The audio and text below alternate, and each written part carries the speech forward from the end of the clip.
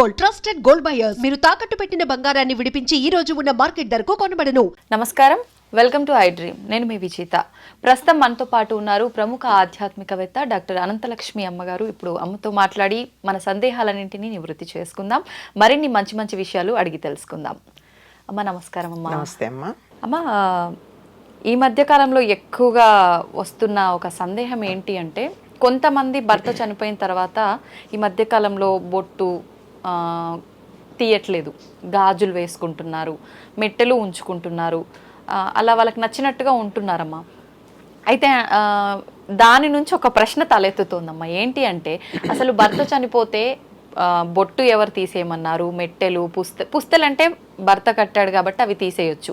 ఇవి గాజులు ఇవన్నీ మనకు పుట్టుకతో వచ్చినాయి కాబట్టి ఇవి ఎందుకు తీసేయాలి? అసలు తీసేయాలని ఏ శాస్త్రంలో రాసింది? ఇలాంటి ఆలోచనలు చాలా మందిలో వస్తున్నాయమ్మా. నిజంగా ఇలా తీసేయాలని చెప్పి మన ధర్మంలో ఉందా అమ్మా? మన ఎక్కడైనా శాస్త్రంలో రాసి పెట్టుందా? అమ్మా, నేను చదివిన వరకు నాకు కనపడలేదమ్మా. నేను చదవంది ఎక్కడన్నా ఉందేమో నాకు తెలియదు. అంటే నేను సర్వజ్ఞురాలు, నేను అన్నీ చదివాను అని చెప్పలేను కదా. నాకు తెలిసినంత వరకు అటువంటిది ఎక్కడా లేదు. బొట్టు అన్నది ఎవరు పెట్టారు మొట్టమొదటిసారి?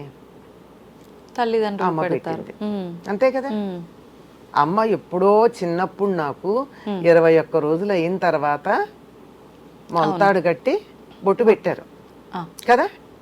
ఆ బొట్టు ఇంకెవరి కోసమో నేను ఎందుకు తీసేయాలి? కరెక్ట్ అమ్మా, తీయక్కర్లేదు. అట్లాగే అప్పుడు గాజులు వేశారు, ఎందుకు తీసేయాలి? అవసరం లేదు. అప్పటి నుంచి కాస్త అన్నప్రాసన అయిన దగ్గర నుంచి చక్కగా పువ్వులు కూడా పెట్టుకొని ఇచ్చారు. అవును.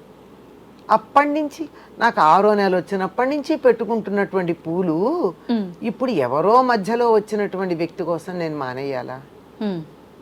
అవసరం. ఇది శాస్త్రంలో ఎక్కడా వీటిని తీయమని చెప్పాల. ఓకే, నాకు తెలిసినంత వరకు. తెలియంది ఏదన్నా ఉంటే, నాకు నేనేం సర్వజ్ఞురాలని కాదు గనక ఎక్కడన్నా ఉందేమో, ఎవరన్నా రాసింది నాకు తెలియదు. అందువల్ల ఇవి తీయవలసినటువంటి పని లేదు. కాకపోతే శాస్త్రం వేరు, ఆచారం వేరు. ఆచారం అంటే ఆచరించటం ద్వారా స్థిరపడింది. చాలా కాలంగా, కొన్ని శతాబ్దాలుగా మనం వీటిని తీసేయడం అనేది ఆచరించాం. అవునమ్మా. ఈ ఆచరించటానికి కూడా కారణం ఏమిటంటే, అనేక కారణాలుగా యుద్ధాల్లోనూ వాటిల్లోనూ యువకులైనటువంటి వాళ్ళు చనిపోతూ ఉంటే వారి భార్యలు ఇంటి దగ్గర ఉండిపోయి, వాళ్ళు మరేమో యవ్వనంలోనే ఉంటారు యువకులు భార్యలు. మరి వాళ్ళకి యవ్వనంలో ఉండడం వల్ల వాళ్ళ అందచందాలు చూసి ఎవరైనా వాళ్ళ మీద కన్నెయ్యొచ్చు. వీళ్ళు కూడా నువ్వు అందంగా ఉన్నావనంటే లొంగిపోవచ్చు.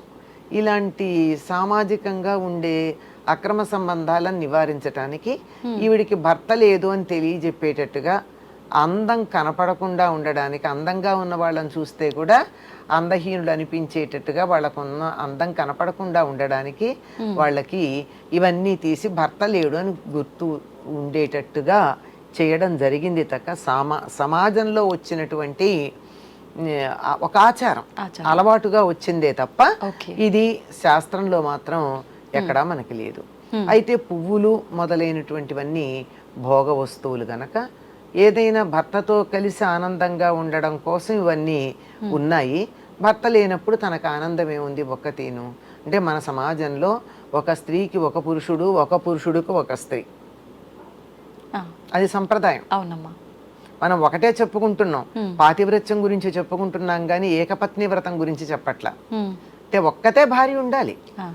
శివుడికి సతీదేవి దక్షయజ్ఞంలో శరీరం వదిలేస్తే తపస్సు చేసుకోవడానికి వెళ్ళాడు కానీ రెండో భార్యను పెళ్లి చేసుకోవాలనుకోలేదండి. ఆయన మనకు ఆదర్శం.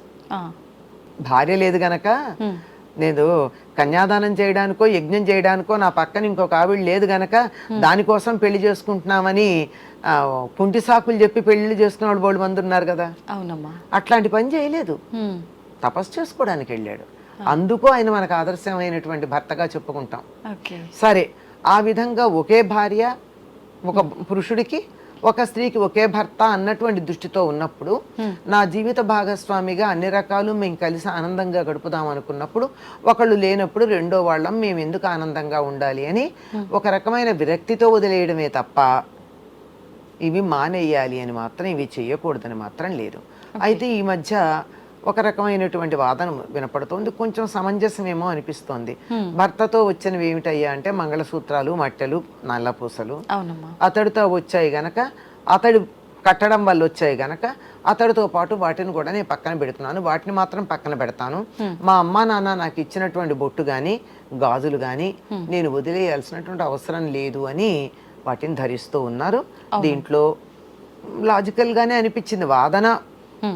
వాళ్ళు చెప్పి వాదనలో నాకు లాజిక్ కనపడింది, బాగానే ఉన్నట్టుగా అనిపించింది అంతే. ఓకే మా భర్త ఉండి ముత్తైదుగా ఉన్నప్పుడు ఆమె ఎదురుపడ్డా ఎటువంటి తప్పు ఉండదు. భర్త చనిపోయిన తర్వాత ఆమె బొట్టు ఇవి లేనంత మాత్రాన ఆమెను చూడగానే ఏదో జరిగిపోతుందని చెప్పి చాలామంది పక్కకు వెళ్ళిపోవడం కానీ, ఇంట్లో శుభకార్యాలు జరిగేటప్పుడు వాళ్ళని దూరంగా ఉంచడం, అన్ని కార్యక్రమాల్లో వాళ్ళని కలవనీయకుండా ఉండడం, ఇలాంటివి కూడా కొన్ని సందర్భాల్లో చూస్తుంటామమ్మా. అసలు ఏంటమ్మా నిజంగా ఏదో జరిగిపోతుందంటారా నెగిటివ్గా అలా వాళ్ళు ఇన్వాల్వ్ అయి చేసినంత మాత్రాన? నువ్వు తుమ్మితే నా ముక్కు ఊడిపోతుందని భయపడేంత పిరికి వాళ్ళు ఉన్నప్పుడు వాళ్ళు చెప్పే మాటలు ఇవే, అంతే కదా? అవునమ్మా. ఇప్పుడు ఒక మాట చెప్పింది అదే, ఒక మహానుభావుడైనటువంటి ఒక పెద్ద గురువు ఆయన చెప్పిన మాట ఏమిటంటే, వాడెవడో అర్ధాయుష్కుడైతే తప్పు నాదా అందిట ఆవిడ. అంతే కదా? కరెక్టే కదా. అంటే గట్టిగా మాట్లాడితే అంతే ఉంటుంది. అంచేత ఆవిడ ఇంకా కొంతకాలం వాడు ఇంకా కొంతకాలం బతికుండడానికి ఈవిడ వల్లే కారణమేమో కూడా, ఇంకా ముందు పోవాల్సిన వాడు కాస్త ఆలస్యంగా పోయి ఉంటాడు, చెప్పలేం. చేత అది ముత్తైదువే శుభము అనుకోవడమును లేకపోతే కాదనుకోవడము అన్నది మనకి అది ఇది కూడా ఒక సమాజంలో వచ్చినటువంటిదే, ఆలోచన వచ్చినటువంటిదే తప్ప అట్లాంటివి ఏం పెద్దగా పట్టించుకోవాల్సిన అవసరం లేదమ్మా ఈ రోజుల్లో. మా వాయనాలు అనేసరికి ఎక్కువగా ముత్తైదులకు మాత్రమే ఇస్తుంటారు. మరి వితంతువులు కూడా, భర్త చనిపోయిన స్త్రీలు కూడా వాయనాలు తీసుకోవచ్చు అంటారమ్మా? అంటే లెక్క ప్రకారం ఇచ్చేదానికి వాళ్ళకి ఇబ్బంది ఉంటుంది గనక వీళ్ళకి వాయనం ఇవ్వచ్చు, కానీ మేము 5గురికి ఇవ్వాలి అనుకుంటారు అనుకోండి, ఈ 5లో వాళ్ళని పెట్టుకోరు. అవును, అధికంగా ఇస్తారంతే. అది వాళ్ళ సెంటిమెంట్, ఎవరి సెంటిమెంట్ ని మనం ఏమనలేంగా. ఓకే, పర్వాలేదు కదమ్మా. అయ్యో ఎందుకు ఇవ్వకూడదమ్మా, ఇవ్వాలి. వాళ్ళకి ఎందుకు ఇవ్వకూడదు, ఇచ్చి తీరాలని చెప్తారు.